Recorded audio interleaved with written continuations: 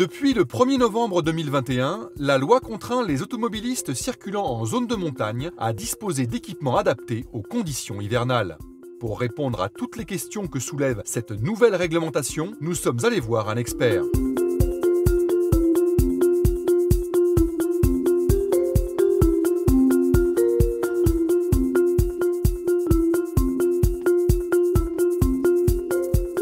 La loi montagne porte sur 6 massifs montagneux, les Vosges, le Jura, les Alpes, le Massif central, les Pyrénées et la Corse. 48 départements qui devaient être concernés en totalité ou en partie. Ce sont les préfets qui décident des zones concernées avec les élus locaux. Et on peut même avoir des communes qui sont à cheval sur des zones de haute montagne et des zones de plaine qui ne seront concernées que partiellement.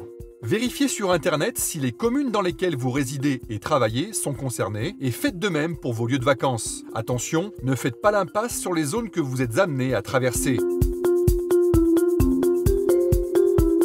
C'est la période du 1er novembre au 31 mars. Maintenant, il y a dans les textes une clause qui donne au préfet ou à la direction des routes du département la possibilité de prendre un arrêté ponctuel. Même s'il y a des stocks, et là-dessus on ne se fait pas beaucoup de soucis, mais il risque quand même d'y avoir de l'encombrement sur les centres de montage. On sollicite les usagers, on leur demande effectivement d'anticiper leur prise de rendez-vous. La loi prévoit 2 types d'équipements, donc la détention dans le véhicule de chaînes ou de chaussettes. Donc on va monter en cas de nécessité en termes de motricité sur des routes fortement enneigées.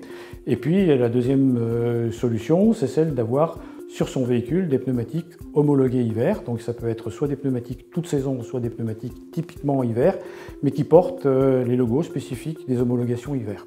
Le logo en question, baptisé 3PMSF, représente une montagne à 3 pics avec un flocon de neige à l'intérieur. Il prouve que le pneumatique répond à un cahier des charges et qu'il a fait l'objet d'essais lui conférant une réelle efficacité en usage hivernal. Si on a la malchance de passer sur une plaque de verglas, un jeu de chaîne ou de chaussettes embarqué dans le véhicule, ça ne servira à rien. La solution la plus sûre, c'est d'avoir un bon équipement de pneumatique hiver.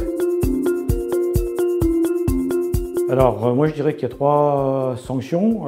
L'amende, qui est de 135 €. La deuxième sanction, c'est d'être immobilisé au beau milieu de nulle part.